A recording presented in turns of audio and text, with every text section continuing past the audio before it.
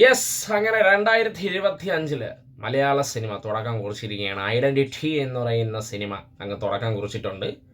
ടൊവിനോ, തൃഷ, വിനയ് റായ്, ഷമ്മി തിലകൻ, അജു വർഗീസ്, അർച്ചന കവി, ആര്യ, വൈശാഖ് നായർ എന്നിവരൊക്കെയാണ് ഈ ഒരു സിനിമയിൽ അഭിനയിച്ചിട്ടുള്ളത്.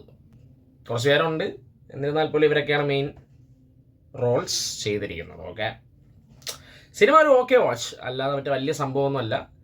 ജസ്റ്റ് ഒരു ഓക്കെ വാച്ച് ആയിട്ടാണ് എനിക്ക് ഈ ഒരു തിയേറ്ററിൽ ഈ ഒരു സിനിമ കണ്ടപ്പോൾ ഫീൽ ചെയ്തത്. ഞാൻ ഒന്നും എക്സ്പെക്റ്റ് ചെയ്യാതെ പോയി കണ്ട പടമാണ്.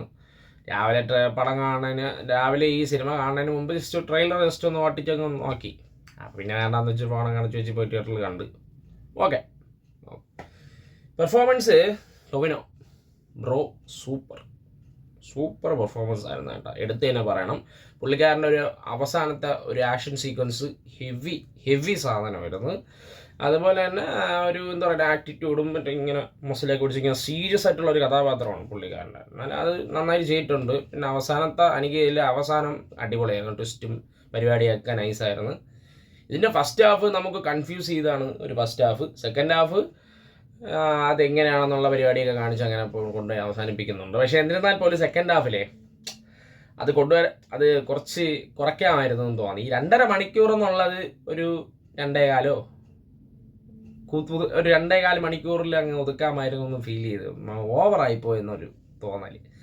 ഫസ്റ്റ് ഹാഫ് എന്നിരുന്നാൽ പോലും നമുക്കൊരു നല്ല രീതിയിൽ ഇങ്ങനെ കൊണ്ടുവന്ന് നിർത്തിയെങ്കിലും സെക്കൻഡ് ഹാഫൊക്കെ ആയപ്പോൾ എനിക്ക് അങ്ങോട്ട് മുഷിഞ്ഞു എന്നാണ് പറയാം. പിന്നെ എന്താ പറയുക, ഓവറോൾ ഞാൻ പറഞ്ഞ പോലെ ഒരു ഡീസൻറ്റ് വാച്ച്, അത്രയേ ഉള്ളൂ. വലിയ സംഭവമൊന്നുമല്ല, നിങ്ങളൊന്നും എക്സ്പെക്റ്റ് ചെയ്യാതെ പോയി കാണുക, അത്രയേ ഉള്ളൂ.